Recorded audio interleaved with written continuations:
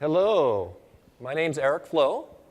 I am a software engineer on the Surface Hub team, and I have worked for Microsoft for over 25 years on operating systems. And in my opinion, this is the coolest project I've ever worked on. This is the Surface Hub. This presentation today is going to be all about writing applications to run on the Surface Hub. Little housekeeping first. We really appreciate your guys' feedback. So I'll show this slide again at the very end, but if you could scan the QR code and send us feedback, we would really appreciate it. So what we're going to talk about today, I'm going to give you a brief overview of the Surface Hub, and then I'm going to invite Roberto to come up and show you how to build some apps for it, and then he's going to take it to the next level. He's going to show you how to tailor your app so it's optimized to run on the Surface Hub. We should have time for Q&A at the end, so if you guys could hold your questions at the end, we would really appreciate it.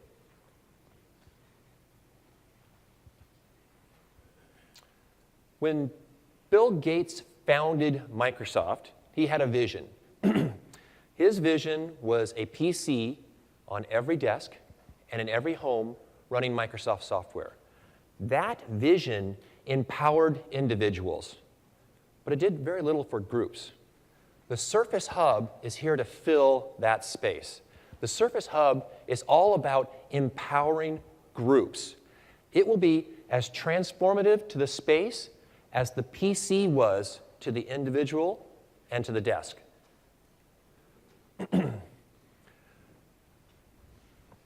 As I mentioned, the Surface Hub is all about empowering groups. It can be used in a lot of different places. For example, you could put it in a conference room. You could put it in a boardroom. You could put it in a small meeting space. The goal of this device is to bring together people that are both local and remote so they can collaborate, so they can brainstorm, so they can run apps that you guys are going to write, so they can be more productive. The Surface Hub is an integrated computing device. It has everything that you need for a standard conference room built into it. Across the top of it is a mic array. It's got dual 1080p cameras in it. It's got sensors for light and for motion. It has Wi-Fi support, Bluetooth support in it. It has dual pins and dual charging stations on it, built-in speakers. It also has support for NFC. The screen, LCD with an anti-glare coating on it. It supports both pen input and touch input. This particular one that you're looking at here is the 84-inch model, runs with a 4K resolution on it. We also have a 55-inch version, runs at 1080p. Both of them are on display over in the corner in the solution showcase. This integrated device has everything that you need for a typical conference room. All you need to do is roll it in there and supply one cord, power to it. It has everything else that you need. So because it's such a large screen, and it's communal, and it's collaborative, it actually can be used in unique ways. This is not your typical PC that you just go and log on to. It can be used, like in some of the pictures that you see here, for example, in the lower right, it could be used in a media scenario. It could be used in a conference room, absolutely. It could be used on a factory floor. So there's unique opportunities for you guys to write apps that leverage this device.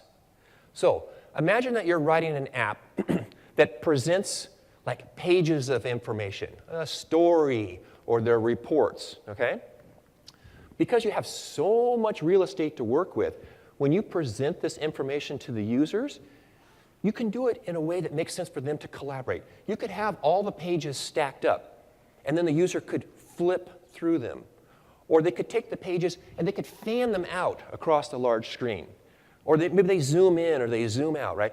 It gives them the ability to customize the information to the way that makes sense for them to work together. So another area is remote collaboration. This device is wonderful for remote collaboration. And you know why? Because I personally work remotely 3 days a week with my team in Microsoft. And I actually call in and I have meetings on this device. It is amazing. The audio is great. The video is great. Also, if you go to the solution showcase over here on the second floor, we have 2 of these set up. There's a couple of ISVs that are showing their remote collaboration applications over there. They're great examples. Please, if you get some time, go see them, okay? The Surface Hub, though, is also more than bringing people together. It can bring people and their devices together. Multiple devices can hook up to it. It allows for better information sharing. Let's talk about market size for a little bit. Worldwide, 50 million meeting spaces, of which about 20 million of them are the typical large conference room. But the fastest growing segment is the small space. Some people call it a huddle space. Some people call it an open space. 30 million and growing. Corporations are spending a lot of money on these meeting spaces. So for a conference room, some of them are spending up to $50,000 to buy all the peripherals that they need to outfit this conference room to work for their situation. And for the small ones, they're spending up to $10,000 to buy peripherals for it. So guys, there's an opportunity here for you guys to make money, okay? Now, I would like to do a brief demo of the Surface Hub, and I'm going to ask Roberto to come up here and help. We're going to pretend to be a software development house, okay? And we're going to make an app, and we're going to make an app that you can review chairs. You can flip through pictures of chairs, and you can review them and give your opinions on them. Now, we're not having a scheduled meeting. We're going to have an ad hoc meeting, okay? So when you saw the welcome screen, the screen that was up here, it offers 3 big buttons on it. These are the primary tasks, right? These are the most common things when you have a meeting. It's like you want to call somebody, or you want to use the whiteboard, or you want to connect to it with your phone or your laptop. It offered a shortcut to the start menu so that you guys, when you write apps, they can get to your apps easily. Now, in this particular example, okay, you saw that when I lifted the pen, the device is smart enough to know, hey, that I want a whiteboard. So it automatically started the whiteboard. So now Roberto and I, we're going to draw out a couple of pages of our app, okay? So if I take the first page, would you be willing to draw the second page of our app? Sure. So let's go. I'm going to draw in black. Oh, I'm sorry. Oh. Yeah, this is non-RTM software. So let's try it again. Let's close OneNote here. And once again, we're very excited to be able to bring this straight from like where it's made and bring it here to you guys. Okay, there it goes. So here I have my note, and we're drawing here our pages of our app, have some menus, and well, that's a pretty chair. So Roberto, you know, you and I being devs, we're probably not the best designers, right? My little stick man probably is not going to enjoy my chair here. But the Surface Hub gives us the ability to bring in content from other things. One of the things that we could do is we could loop in James. He's a great designer, okay? So if we wanted to loop him in, we could push the Skype for Business button. We could punch in James's number, and he would show up here as a remote attendee, and then we could share this with him, and he could give us feedback, all right? But there's other ways that we can get feedback here. So another example, maybe Roberto had a phone, right? And he happened to have some great pictures of chairs on it. Yeah. He could wirelessly project, and then he could put pictures up here. We could then capture them from his device and paste them right here into OneNote. And besides, of course, third-party apps, like the ones you're going to build. So this is the start menu, and you can bring content from other apps into your collaboration or your meeting, or even just use the app by itself. That's right. So we have many ways to gather information into this OneNote, share. We can annotate on it. The best part is, and I bet you a whole bunch of you have done this, okay? How many of you have gone to the whiteboard and you've drawn all over it, and you get your cell phone out and you take a picture of it, right? And then you email it to yourself. All right, so it worked, okay? But you didn't ever go back and edit that picture again, did you? This solves the problem, okay? Right down here, little email icon. You can save this entire canvas into a OneNote file and then have it emailed to everybody that you're working with. So then you can continue on with your project after you have left this meeting. Yeah, you can drop it on your own OneNote, organize the notes together with your team notes and so on. So then let's pretend that we're all done, okay? what we would normally do is say, hey, I'm all done, we're going to walk away. So you would push the button here.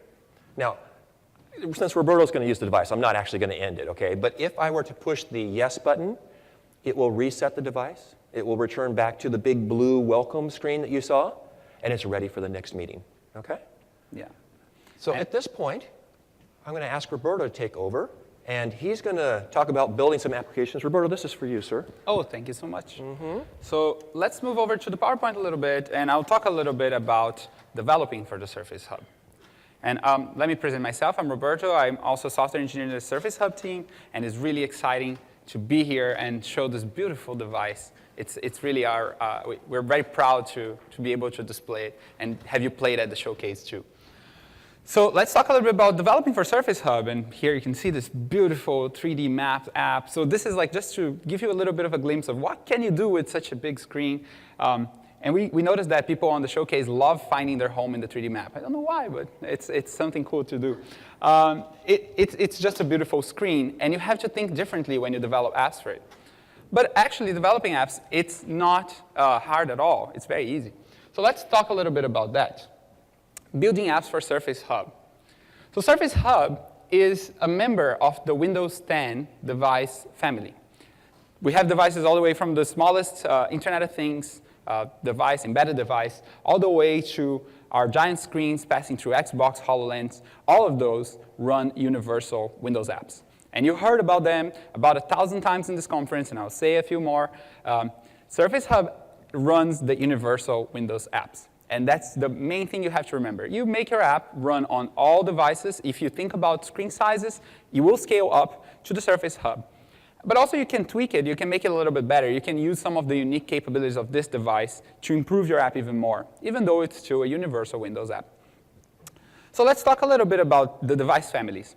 So you know that Windows categorized their devices into families. So you have, for example, the mobile family includes the small tablets and the phones. And then you have the desktop family, Xbox, HoloLens, and so on.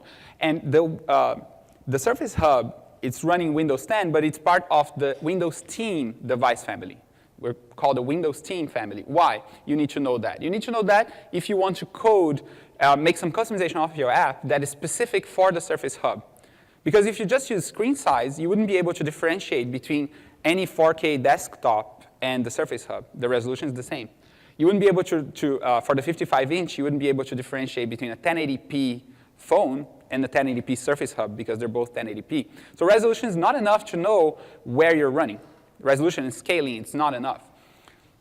So you need to know you're part of the Windows Team device family. I'll show you how to customize for that device family in a second. So let's talk about apps, building apps.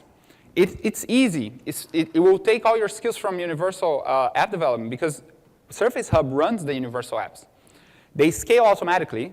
If you think about large screens, this is a large screen, it will work. If you think about 4K or 1080p, if you think about how your controls should be placed, it will work very well.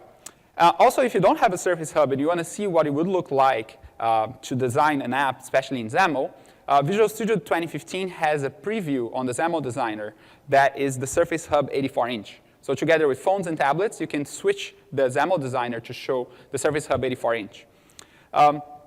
Also remember the resolution. That's the key to remember for screen size. This one is 4K, running at 150%.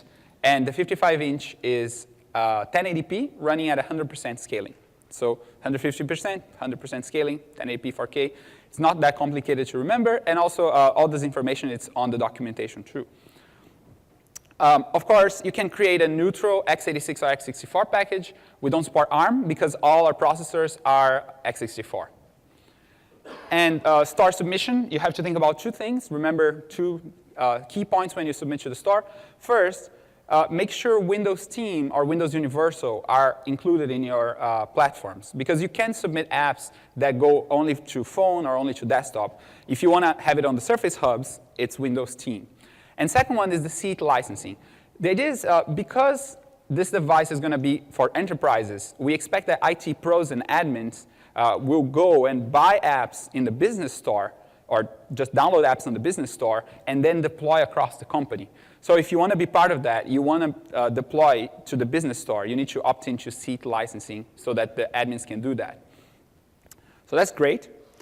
Let's move on now to design. And let's get our hands a little bit more dirty with designing and thinking about an app for the Surface Hub. What do you have to think about as you're developing your app? So first thing you have to think about when you are tailoring, once again, your app just runs, but you can do things to improve. There's a lot of design tips I'm going to give here. First one is the session, concept of a session. So like here, we were in the welcome screen, and then we entered the session, and then we did stuff, and then we finished the session, and everything was gone. This is what's going to happen every time a user enters a conference room and tries to do something with the Surface Hub. So they will they'll be productive, they'll get stuff done, and as they are finishing, we're going to erase all their content. Why do we do that? Because the next people are going to come into the conference room, and we don't want them to see that content. So it's very much about trust. We want people to go to conference rooms and get out and trust that their data is safe. So you need to, as a developer, make sure to not save anything on the device because it will be erased. Optimize for pen and touch. That's key.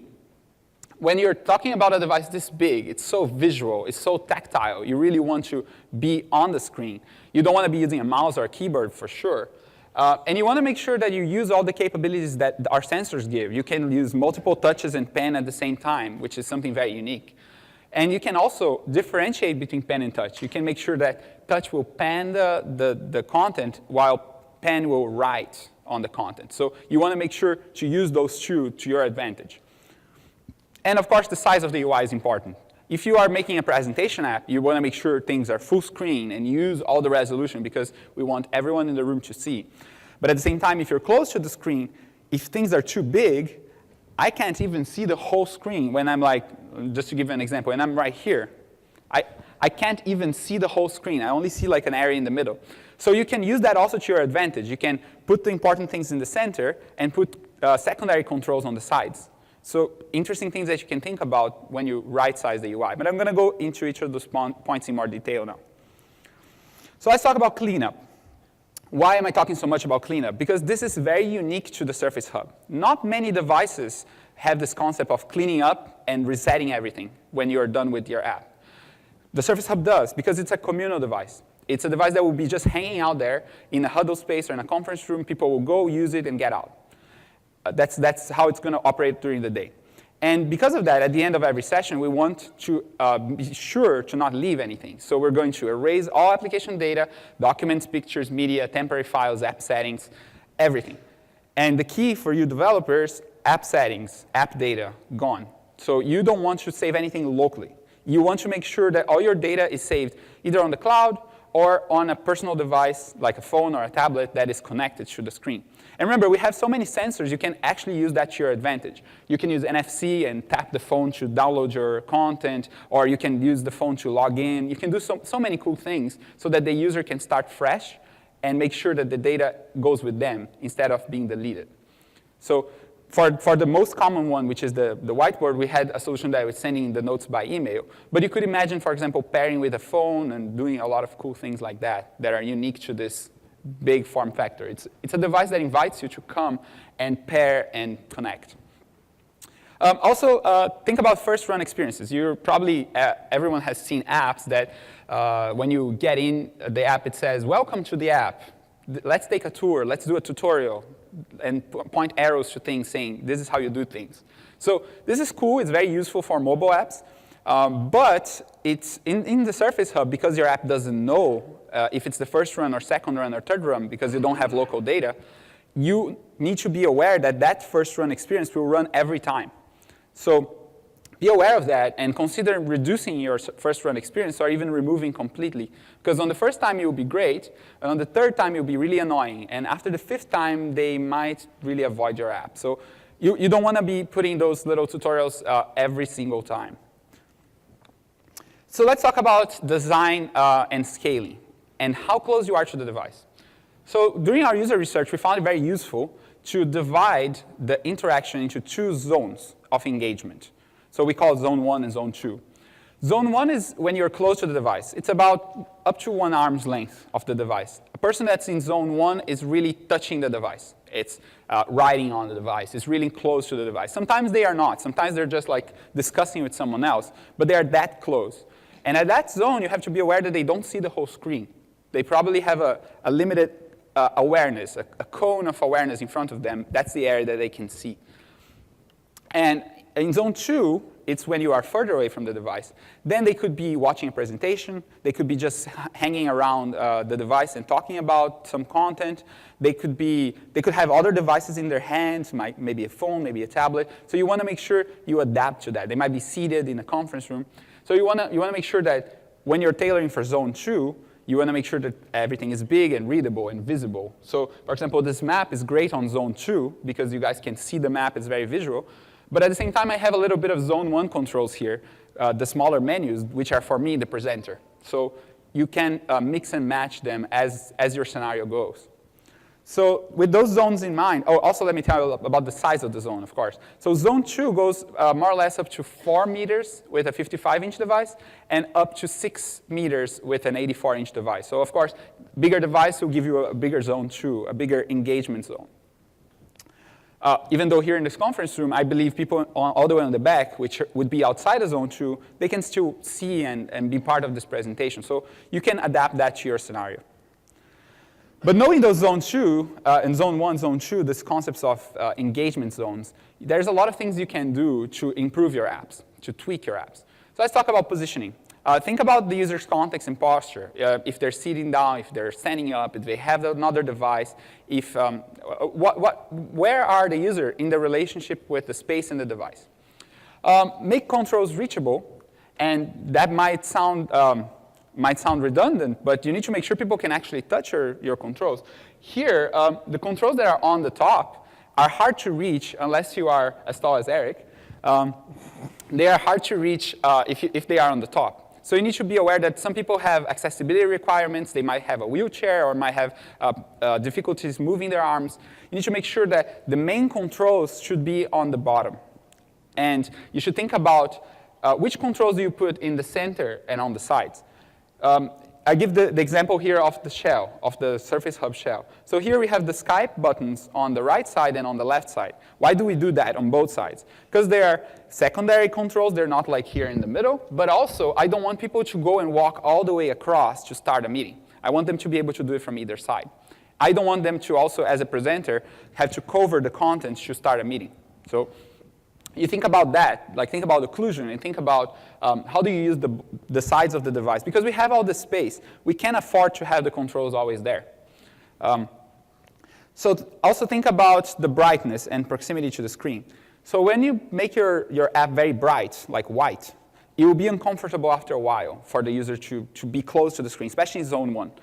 At the same time, in zone 2, a white image might pop out better, and they might be able to read it better. So consider how you're going to apply brightness and change that in relationship to the proximity. And of course, scale contents and controls appropriately. So if this control is about the size of my finger, and that's great. But if I took a phone app, imagine I took a phone app where the control is the size of my finger, and I just proportionally scaled up, and then the control now is about the size of my hand.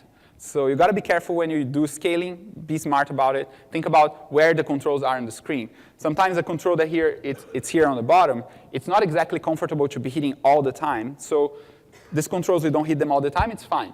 But you probably want to optimize to the zone that's going to be most comfortable.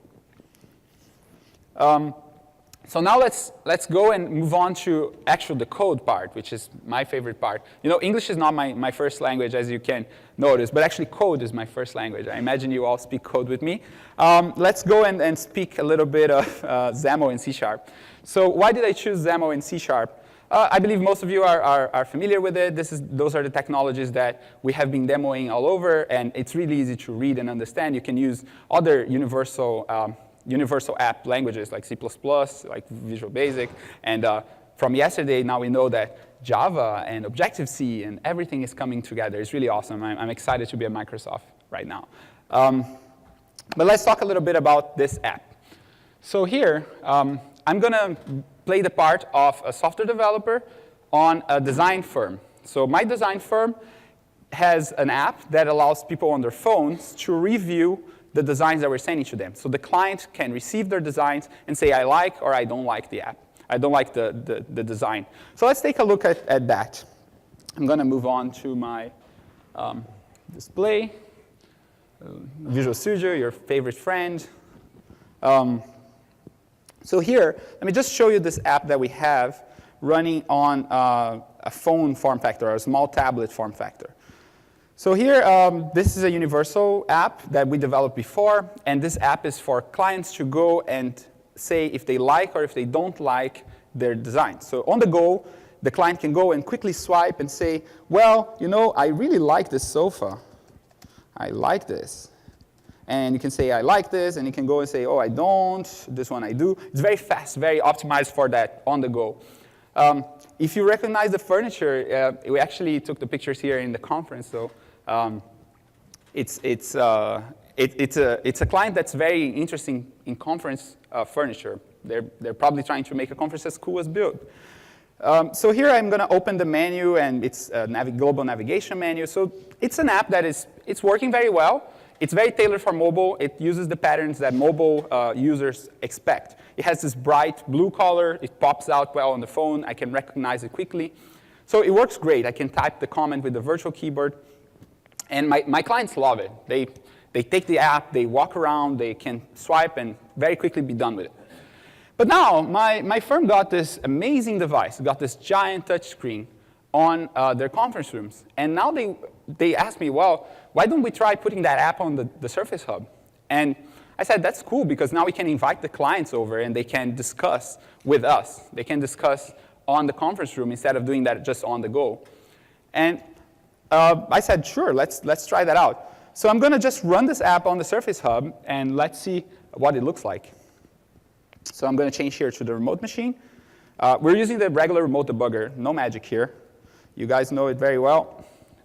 Let's see if the remote is up. Let me check real quick. I think it is. I think it is. I got the deployment. Oh, no, the remote operation is taking longer. So the remote debugger has some flakiness with the network. Let's just open it again. OK, there it is. Let me retry.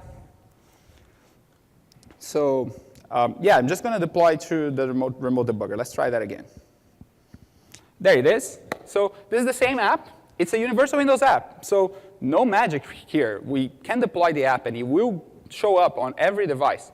But you can see that I really tailored that app for phones and small screens. I didn't make a layout for large screens. So this is a little bit of an exaggerated example. If I had a desktop layout, it would definitely look better. It wouldn't look so much like the phone stretched up.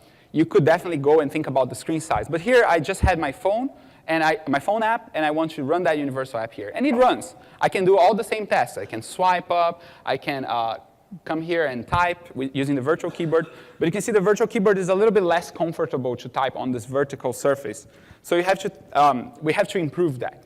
Also, you can see that the app, it works OK, but the picture is a little bit large.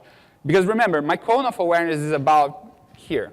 So I can see this, but I can't really see the whole picture when I'm at zone 1 interacting with the device. So I need to make the picture be a little bit smaller, more centered. Also, the background, as I said, it pops very much on the phone. It's cool. I like the bright blue color. But here I want to use something a little bit more muted, because it's too bright. It distracts a little bit from the main content. And finally, the menu. The menu works, and I can still open it up. But this menu is not using the real estate that I have available. Why do I have to click the button and hide the menu every time? So we could improve this a lot more by having the menu be always open. So let's go and make those tweaks. And I'm going to show you how to make those tweaks specifically for the Surface Hub. And again, I'm not going to make tweaks based on the screen size. There's a lot of things you can do based on the screen size. But here, I'm going to make it based on the Surface Hub itself, which is a very unique device. So let's go over to Visual Studio back again. So here, you guys can see my code still. And what I'm going to do here is I'm going to create a new set of visual states to change between Surface Hub and other devices. So if you don't know visual states in Xaml, visual states is how you change your layout based on some property or some state of your app. So you can create visual states for sizes, for different screen sizes. You can create visual states for, I don't know, if you have an error, you can create a visual state for the errors. So there's a lot of things you can do with visual states. But here, we're going to really create a visual state for the Surface Hub so that I can make tweaks and change properties when I'm running on that device. So let me show you how I'm going to do that. So let's open here our main page. This is just a regular XAML page, and here I have my split view. It's the root of my page. And I'm going to add a visual state group the same way I would for anything else. So here I have two visual states, default and Windows Team. So I'm going to create a visual state for the Windows Team family. Now, the first thing is, how do I tweak the design for that state? After I have the state up, what I like to do is go to Blend. And Blend is really my favorite tool for this. I really love it, and I've been using it since it was called Acrylic, Expression Interactive Designer. It was a very cool, it's been a very cool tool, and now it's like just amazing. I love the features that we have here for designing. So here I have on Blend, I'm running the designer, and I can see my 5-inch phone, and you can see what it looks like when I'm designing for the phone. But as I said, Blend, as well as Visual Studio, have 84-inch Surface Hub as an option here. So without having the Surface Hub, you can have an idea of what the layout will look like. And you can compare with the real one. You can see it's very similar to the real one on the device. So I'm going to leave this one at the Surface Hub. And now I'm going to use the visual states that I created to change my design for Windows Team.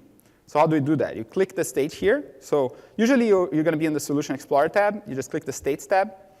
And then I have my two visual states, default and Windows Team. When you click it, you can see here Windows Team state recording is on. And then I'm going to go over and I'm going to change some stuff here on my app. So the first thing I'm going to do is I'm going to take the menu and I'm going to make sure it's always open. So let's take the menu here. I love this property filter. It's my favorite feature on the properties designer in Blend. So I'm going to come here and type is pane open, true, and change the display mode to inline. So that will make the menu be always open. So let's see what it looks like. So no menu, yes menu. Great. Let's keep tweaking then. So now that I have my menu here, I don't need my button anymore. I don't need this button to be visible because the menu is always there. So let's just collapse this button. Visibility, collapse, and it's gone. Now let's talk about the main content. The main content, I said the background is a little bit too bright. I'm going to make it a little bit more discrete. And the way I'm going to do that is I click the main content here, and I'm going to change the background to menu background brush. So I like it. It looks cool. It looks flush with the menu. It's a little bit darker, more focus on the main content on the center. Also, you can see that when I open the menu, everything got a little bit nudged to the right. So I'm going to nudge everything back. How I'm going to do that? I'm going to take the menu. There's several ways to do it. I'm going to do a very quick one. I'm going to put a margin on my main content of -320. It pops back. That's great. Now, let's talk about the picture itself, the flip view. So the flip view is where I can go and flip and type the text with the comments, right? I'm going to go over, and I said it was a little bit too wide. Like here, it's nice for presentation. I like it for presentation. But for collaboration and productivity, it's not great. Remember, this is not an app for me to show you the designs. A good app for that would be PowerPoint, for example. This is a good app for me to go and discuss the designs and comment on the designs. And for that, I need to be able to see the whole thing when I'm actually right here in the middle of the screen. So I'm going to make the image smaller so that I can appreciate the whole design. So I'm going to do that by taking that picture and changing the max width. There's, again, thousands of ways you could think about going that. There are lots of talks here at Build that talk about that specifically, talk about tailoring your app for different screen sizes. But I'm just going to use a simple method here. I'm going to put a max width, and I'm going to put a margin on each side so that the flip view doesn't interfere with the menu on the left. So I'm just going to put a 320 margin on each side. There we go. Now the picture is going to be centered, and it's going to be not full screen. Hope you guys can see over there the designer. This is what I got. So I'm going to save this. And let's just run this on the device and see what it looks like. Oh, of course, I'm forgetting something very important. I didn't make the state change with when I am in that device. I just created the two states, but I didn't change to the Windows Team state. So how do I do that? Actually, I could even go and run just to show that it won't change anything just by having that two state there. So while it's building, I'm going to talk about, so you're going to see it's exactly the same. Even though I made those tweaks, I didn't change to that visual state. The question here is, how do you change to a different visual state when you are on a different device, and that's the key to the whole thing. So there is a concept we introduced in Windows 10 that's called state triggers.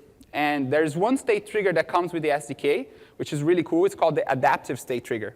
And with that trigger, you can take a set of visual states and change them when width or height change on your window. So you can go and say, if the width is higher than, like if the width is bigger than 1,000 pixels, then change to this state, for example. And that's a very common technique. Web developers have been doing that for ages. And it's great that we introduced that into the SDK. But the interesting thing here is that we don't want to trigger on the width or height or size. We want to trigger on the particular device family, which is the Windows Team family. Once again, we don't want to confuse a 4K screen with a 4K desktop monitor. We really don't want to do that. We want it optimized for this. So how do you do that? You can create your own state triggers. And that's what I did. So here I have my own device family state trigger. And I just wanted to show you how simple the code is. It's really like there's 2 lines of actual code. So to create a state trigger, you just derive from state trigger base. So here you can see I'm implementing the methods from state trigger base. And state trigger base is, it only has one important method, which is set active. So the idea is when you create a trigger, you can call set active with true or false. If you call it true, that means this trigger should be activated and the state should be activated. If it's false, it means that trigger is not active. So you can create state triggers to change between states. And that's really, really easy. So this state trigger, it's pretty simple. It has one property called device family. And it will set it to active when the device family is equal to the device family of the device I'm running now. So this class analytics info is part of Windows System Profile. Once again, everything is documented. You can get the version info.device family. And you can compare that with the device family that I created when I instantiated this trigger. So how do I use it? Let's go to the main page, and let's add a state trigger here to my Windows Team state. So visual state dot, let me make it even bigger for you guys on the back. Visual state dot state triggers, and then I'm going to go in here and say, so you see adaptive trigger comes in box. The adaptive trigger is the one about size. But I'm going to use my own. That's the local device family state trigger. And I'm going to say the device family is windows.team. As I said, that's the thing to remember when you're talking about device family. So with this trigger, I'm sure now that when we run on the Windows Team device, it will look different. And that's all I had to do. It will go and apply all those changes that I made. Let's see if that's true. Seeing is believing. I only believe my code when it's running under the debugger. There you go. So with the tweaks that we made, the menu is always open. The picture is in the center. Now I can finally see the whole thing. It's great. I love those cubes that are in the theater over there. And now I can go and say, well, I like this. I don't like this. I can swipe through. The menu is always visible, which means I'm using a little bit more of the real estate. And you could go further. You could put the menu on both sides. You could make the menu lower. You could put menu in the center. You could go crazy with this. I did, like, in just about 10 minutes, I did tweaks that improved my experience quite a lot. But I'm going to do one last tweak, which is the text box. This is really my biggest gripe with anything on the Surface Hub that goes from a small form factor to a large. So here I have a text box, and typing here, it's uncomfortable. It's really uncomfortable. I can start typing here, and it works, and it even has the auto-completion. But it's really not the best form factor for typing. You can use an external keyboard as well, but you can get this so much better if you just use the pen. So what I'm going to make a change now is I'm going to remove the text box, and I'm going to add pen support. And I'm going to keep the pen and touch differentiated so that I can write with the pen and swipe through the pictures with touch. I'm going to show how to do that. Let's go back to our code once again. So in order to do that, what you have to do is you need to change the data template of that flip view, because that flip view will be flipping through, and each template has an image and a text box. Let me show you what it looks like now. So I got my flip view here. Let me zoom out so you can see the whole thing. So this is the flip view. And the data template, as I said, has an image and a text box. And what I need to do is I need to create a new data template, and I need to switch to that data template when I am on a Windows Team device. So how do you do that? So I have created a different data template up here in my resources. So over here, here it is. It's even simpler than the one that I had with the text box. So I have a different data template that has an image with an ink canvas on top. And I'm going to zoom in very much so you can all see. Ink canvas is the word to remember. Ink canvas is the key to unlocking pen support. Just by adding an ink canvas element, you can make any control inkable with the full support from Windows 10, from Direct Ink. All those cool things that you learn about ink is just you put an ink canvas control there. And the cool thing is that ink canvas, by default, only supports pen. It doesn't support touch. You can go and change the properties to make it support painting with the touch or painting with the mouse. But by default, it only supports pen, which is what we want, because we want pen to ink and touch to swipe.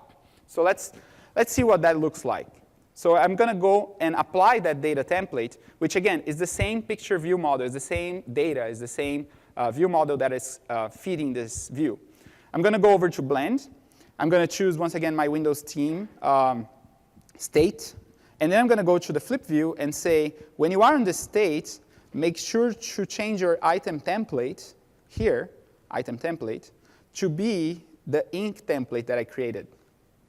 And then if I just save this and go back to VS and deploy, so it's going to build. And you're going to see that with just that change of data template, the text box gone. And now I can take my pen, and once again, swipe still works. I can take my pen and write on the screen. And also, I can continue swiping and writing independently. I can use the power of pen and touch separately. I think this pen battery is out, maybe. I'm going to try the other one. So there you go. And this is not any ink canvas. It's a step up from anything we had before.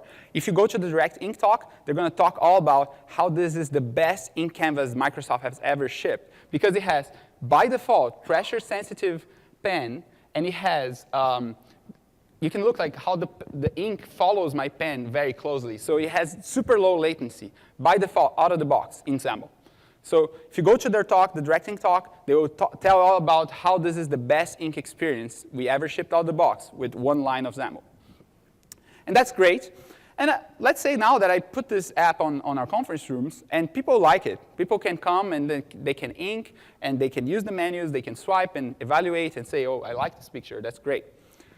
But the thing is, we realize that when we put this on a conference room, what people really want to do is they don't want to just play by themselves. They want to collaborate. They want to bring in more people. They want to discuss the picture. And this is a good app for one person. It does the same thing as the phone.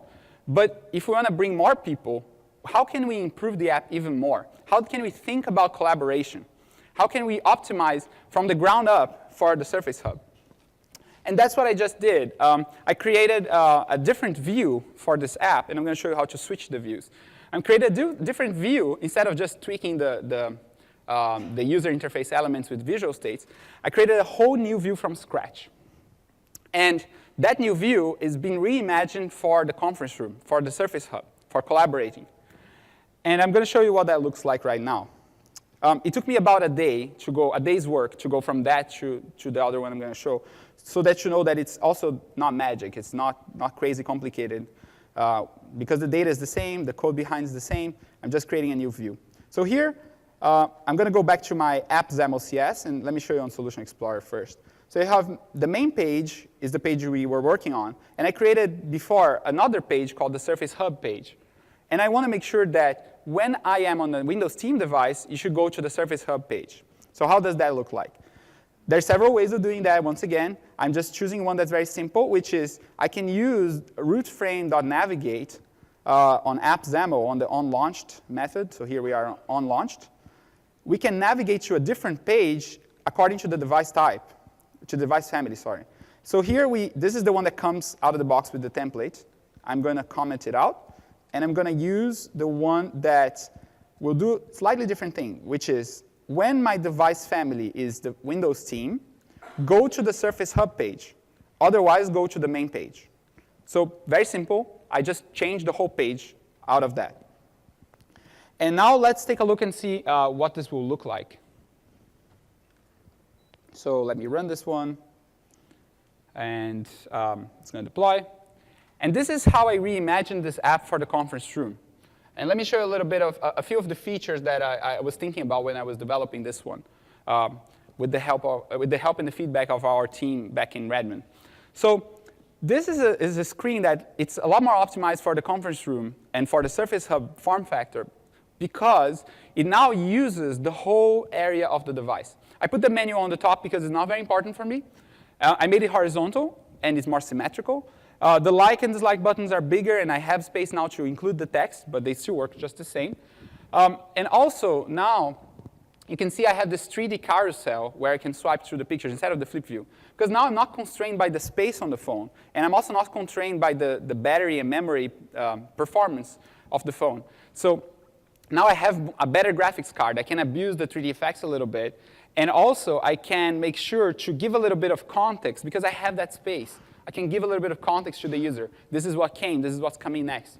And I can use that just because I have this large screen. Of course, I'm still optimizing for the cone of awareness. I'm in the middle. But I'm adding this background. And you can see the background crossfades when I swipe. Actually, let me put the camera so you guys can see better. You can see the background, it crossfades when I swipe between the pictures. And then, even though my awareness is in the middle, I'm still immersed in that design. So you can make like the design to be immersive, inclusive, put the user in the context. And of course, pen works. Let me go here. And Eric, would you mind let me know, what do you think of this chair? Well, I like this chair. I really like this part right here. Oh yeah, that's an interesting part. So Eric likes the chair. But the thing is, I don't think it goes very well with our living room, I think the color is not great. So I can go here and say, I don't like it. And as you notice, the application seamlessly transitioned from a one-person usage to a two-person usage. You can see the menu went to the center, and I got the buttons like and dislike came, and I say, I don't like it. And now we have our own collections, and now we can have a much richer record of what happened in that discussion. And I can say, tell me about this one. What do you think? This chair, I really like the leather on it, but the shiny steel, I didn't really like that one. Yeah, I think it doesn't match the table very well. I don't like it either. And we can keep going and have a good record of that discussion. Again, each one of us has pressure-sensitive pen and pen identification. So each pen has a different color and is associated with a different user. The coolest thing you can do is imagine what you're going to do when you can take this wireless ID, this pen ID, and associate with something like a credential or a token. And then you can know that actually green was Roberto and blue was Eric. And imagine that for review, for collaboration, for brainstorming. So who actually wrote this? Do you remember that? And this is super easy with the Surface Hub. This scenario is like unleashed with the Surface Hub. And I'm not going to go over the XAML design because this XAML is not magic. I will point over to like some open source controls, like this carousel is an open source control. I'll tell you how to get there. It's really not magic. But the cool thing that I want to show in terms of code is how do you do pen ID? How do you identify which pen is which? And that's the last thing I want to demo. So can you move on to the code machine, please? Absolutely. There we go. So that's the last thing I would like to show is how do I do the pen ID? And this is the Surface Hub page XAML CS. And here I have the method that does the pen identification. It's really 5 lines of code, super simple to do. So one cool thing about the Surface Hub is that each pen has a unique wireless ID. And that unique wireless ID will be unique for the lifetime of your session. You know that that pen, for all the apps that you're going to use, is going to be the same. So all you have to do is take the pointer point properties, and you can get one of those every time you click a pen or every time you click a touch or mouse. This is the property you can get out of the event args. So you can get a pointer point and can get the properties. And from the pointer properties, you can go and query for the wireless ID usage and the wireless ID page. So those magic constants you need to know, they're going to be documented, and you can find that this code is on the slides. You can download the slides in the website, the build website, and it has that piece of code. And of course, I need to make sure that I return an nullable int, because if it doesn't have an ID, I have to return null, because 0 is a valid ID. 0 could be a valid ID, or -1. We don't know which ID is going to come out of the pen, so we need to return something else when it does not have an ID. For example, a touch doesn't have an ID, a mouse doesn't have an ID, but a pen does. A pen on Surface Hub does. So this is how you go and identify, and then you can take that ID and associate with a token, a credential, and go crazy. So that was it for the demo. I'm going to move back to the PowerPoint and finish up the talk. Calm down, calm down. Just a little bit further. I'm just going to wrap up before we go close. So let's talk about the open source components. I just want to shout out, they both work at Microsoft, those people, Sébastien Pertu and Philippe Skaken. They created the carousel and the WinRT XAML toolkit. I used that only on this third demo to do the crossfading. The WinRT toolkit, I use it to do the crossfading. So you can go and get them open source. They both work at Microsoft, and those projects are really cool. They have other versions. You can get that on the slide on the website as well. And finally, in summary, Surface Hub runs universal Windows apps. And universal Windows apps are amazing. They run from your HoloLens to your Xbox. Surface Hub is not out of that. It's exactly the same. It's part of the Windows Team device family, and that's the key word when you want to tailor for the Surface Hub, as opposed to just any large screen. Plan for session cleanup. Session cleanup is very important. It's going to happen whether you want it or not, and you need to make sure your data is safe. You need to make sure your data is stored on the cloud or a personal device. And again, use the sensors to your advantage. You can go and tap a phone and download the data. You can be sure that that's going to keep the data safe. Optimize for pen, touch, and screen size. Once again, giant screen, which means lots of opportunities to interact with it. Think about how you do pen and touch, differentiate between them, like pen for writing, touch for swiping, touch for interacting with the buttons. This is how people have been doing it since like ancient times, like since writing was invented. So you should take advantage of that. Think about collaboration scenarios. So here I took an application that was for an individual on the phone, and I took it up to the large screen, and I made it collaborative. And you can see the big difference between an application for one person and for two people. And of course, you can think of applications for multiple people, for remote people. What if I had two Surface Hubs, one here and one in China, and the Surface Hub in China has more people writing on this, and they have different pen colors, and they can say they like and dislike together. Because Surface Hub does that across remote as well. So think about the collaboration scenarios. Think about me and Eric discussing this as if we were in the same room, but we could be in separate sides of the world. So it's really about optimizing for the groups, for collaboration. So let's talk a little bit about related sessions.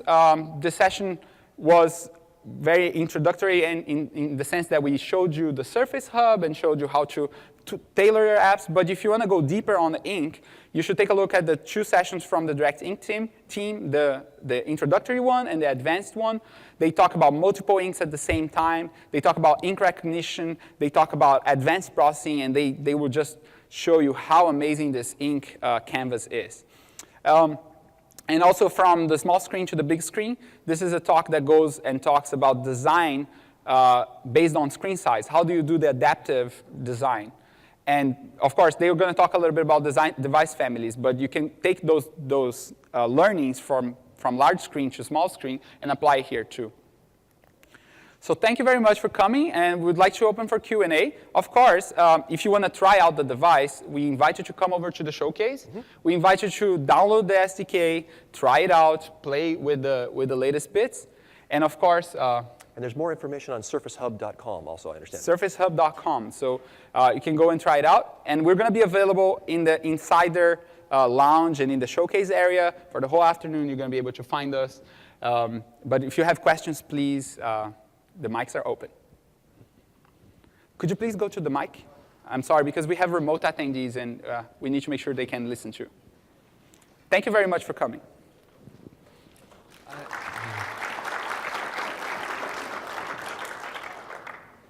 Is it on? Hello? Hello. Yeah. I'm just wondering, I've noticed that it seems natural to want to like erase some ink that you've drawn erroneously. What kind of capabilities does the pen have in terms of being able to undo or erase actions? That's, I'm glad you talked about it, because actually the pen has an eraser. And you can erase with the pen by default. I didn't have to write any code for this. So it has an eraser button on the back. It's super natural. You write with the front, erase with the back. Love it. Yeah? Okay. I have some existing applications for the PPI 55 and 80. Is this hardware device still support like having a normal PC plugged into it with the USB connection for touch input? Yes, it does. It has the ability to hook up a secondary PC to it. Okay. And does the embedded PC on here have the ability to run kind of the normal version of Windows, so it doesn't have kind of the This- session system? This hardware is designed to run Windows Team only. Okay. Yeah, yeah. You can plug a replacement PC if you need to go beyond the collaboration scenarios, but it's really optimized for being an appliance on the conference room. You put it there, and it's easy to manage. It's just going to be easy to keep it running. Yeah. Thank you. Hey, is the pen always enunciating its ID? Only when you touch, you can get the pointer properties from there. So do I have to have a listener or something, or can I? So I mean, if I wanted to make a pen that I touched it and then I said, okay, this is my pen and I'm going to change to pink, and he's going to change his pen to blue, it has to be touching? no, let me explain how that works. So when you touch, when you do any pointer events, so drag, move, touch, release, actually even the touch hover. So you can see as I mouse over, there's a little dot that shows up. Maybe, well, you can put the camera so they can see. I don't know if you're going to be able to see, but there's a little dot that shows on when you hover the screen. Yeah. That already gives you pointer events. Okay. Everything, every event, touching, erasing, everything, will give you pointer events. All the pointer events will have that pointer properties object, and you can query the pointer ID, wireless ID, from any pointer point object. So you can go and say, if the pen 1 taps the red color, we associate that, and next time it goes down, paint it red. You can do that. So that's what I did here. Like, I did that. The pen ID is associated with the color of the ink. So it becomes green or blue depending on the pen ID. Do you know how many pen pointer IDs would be available concurrently? So you can simultaneously write with up to 3 pens. Yeah. Simultaneously, like all touching the screen at the same time. But the pointer IDs are unique. So you can get a 4th pen, a 5th pen, 10 pens. As long as you don't write more than 3 at the same time, you can get the different IDs for each of them. And all of them will have unique IDs. That's great. Thanks. Yeah. Any other questions, please? Can you? Yeah, I'm sorry. Can you please ask? Because remote attendees are going to want to hear your question too. How do we save the changes that we've just done? So we didn't show saving ink and collecting ink and so on, but the Direct Ink talks about that. It talks about how to save and how to store. Also, there's a cool sample on Direct Ink available on GitHub, part of the ink team samples. So you should take a look at that. It's all documented. There are samples, saving and collecting ink. You can save with the color, save with the metadata. You can do all those things. Any other questions? Once again, if you are feeling shy or if you want to just try out the device, we're going to be at the Surface Hub showcase right there in the middle area over there where there's the Windows demos. We'll be over there in like 5 minutes or so as soon as we clean up here. And we're just going to pack up and go. But we thank you very much for your participation. And it's been great to present to you guys. Thank you for coming.